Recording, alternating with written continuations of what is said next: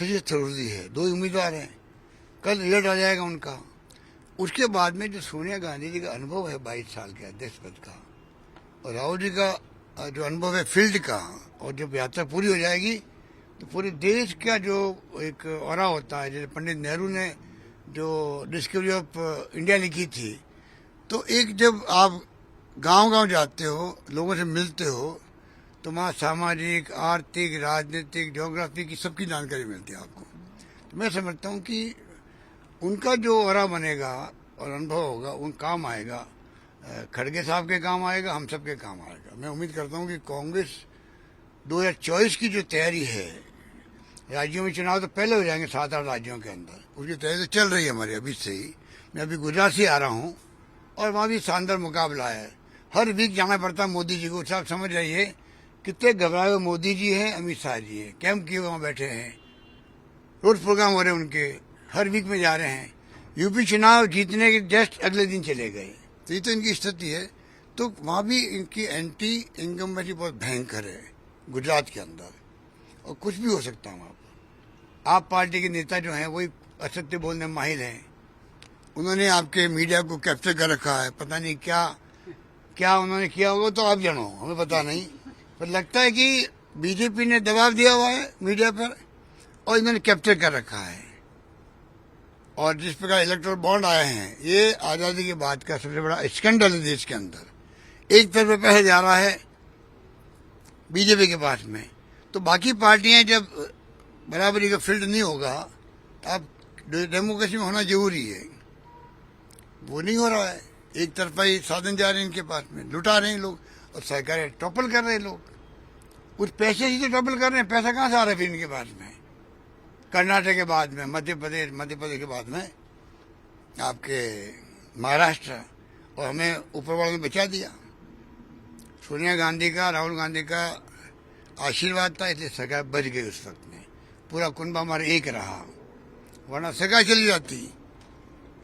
तो इसलिए जो हालात देश में बहुत गंभीर है, चिंताजनक स्थिति है।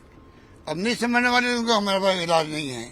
समझदार समझ गए हैं कि आप धर्म और जाति के नाम पर एक हद तक तो सब ठीक है, लक्ष्मण रेखा पार करोगे तो बाद में आपको जो आज खुश हो रहे हैं ना, वो भी फिर समझ जाएंगे क्या हो रहा है देश के अंदर। तकलीफ उनको भी आने वाली है, तकलीफ सबको आने वाली है। इतने बड़े मुल्क में आप सब अनेकता में एकता वाला मुल्क है, जब तक साथ लेके नहीं चलोगे तब तक काम चलने वाला नहीं है। आज एकता अखंडता के लिए तो इंदिरा जी ने अपनी जान दे दी है, राजीव गांधी शहीद हो गए हैं। तो इस कांग्रेस ने तो आजादी के पहले भी 10-12 साल तक पंडित नेहरू जेलों में बंद रहे हैं। ये क्यों भूल जाते लोग बाग, उनका नाम नहीं ले रहे हैं। अमृत महोत्सव मना रहे हैं मोदी जी और एनडीए गवर्नमेंट। और पंडित जवाहरलाल नेहरू प्रथम प्रधानमंत्री रहे, 17 साल तक रहे, सब कुछ उन्होंने आधारभूत ढांचा तैयार किया, और उनका नाम गायब कर दिया जानबूझ करके। तो ये देश स्वीकार नहीं करेंगे इन बातों को। ठीक है, इनको 2 बार मौका मिल गया, इसलिए जरा इनको घमंड अहम आ गया है। और घमंड अहम जनता कब तोड़ देती है पता ही नहीं लगता है, ये हमने अनुभव किया पहले भी। इसलिए मैं समझता हूँ कि हम सब की जिम्मेदारी बनती है देशवासियों की, सच्चाई का साथ दें। सच्चाई हमारे पक्ष के अंदर है, अंतिम विजय सच्चाई की होगी। सर, एक ये भी बात अब सामने आ रही है कि आपको राष्ट्रीय अध्यक्ष बनने से रोकने के लिए बीजेपी की तरफ से फंडिंग बहुत अभी मैं इन बारे में कुछ नहीं बोलना चाहता कि किसने क्या किया गया है, वो मुझे कुछ पता नहीं है। मैं तो मेरे रास्ते पे चल रहा हूँ, जो जिम्मेदारी मुझे सौंप रखी पार्टी ने मैं निभा रहा हूँ बस। उसके अलावा मैं कुछ नहीं कर रहा हूँ बस, और निभा रहा हूँ ईमानदारी के साथ में, निष्ठा के साथ में, प्रतिबद्धता के साथ में, समर्पित होकर निभा रहा हूँ। मुझे कहा आप गुजरात में कुछ काम देखना, वो भी मैं देख रहा हूँ, तो मैं तो चूक नहीं रहा हूँ। और मुझे काम करने का शौक भी है। मैं जो काम कर रहा हूँ प्रदेश के अंदर एज ए मुख्यमंत्री भी, मैं हर काम बहुत ही रुचि से करता हूँ। ये मेरी फितरत के अंदर है। मुझे मजा आता काम करने का, फैसले करने का, गरीब के लिए, दलित के लिए, पिछड़ों के लिए, आम आदमी के लिए मुझे बहुत अच्छा लगता है। जो मैं कर सकता हूँ, सोशल सिक्योरिटी में मैंने थीम बना रखी है। तो आप देखेंगे हर शिक्षा में, स्वास्थ्य में, सब जगह मैं सोशल सिक्योरिटी को अडोप्ट किए हुए हूँ।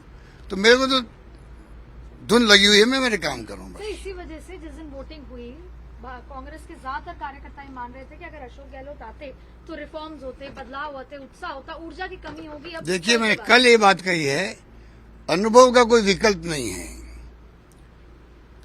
मल्लिकार्जुन खड़गे साहब है, उनका अलग अनुभव है पुराना। नौजवान आए हैं अपने, ये शशि थरूर आए हैं, इनका अलग अंतर्राष्ट्रीय अनुभव है।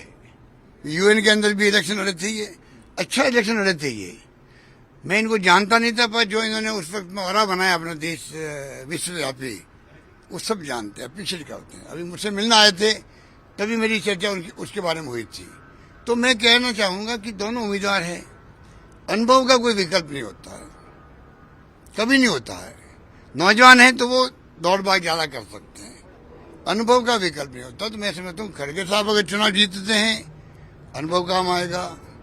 ये चुनाव जीतने का मौका इनको मिलता है तो खड़गे साहब इनको सहयोग करेंगे, खड़गे साहब जीतेंगे तो शशि थरूर सहयोग करेंगे।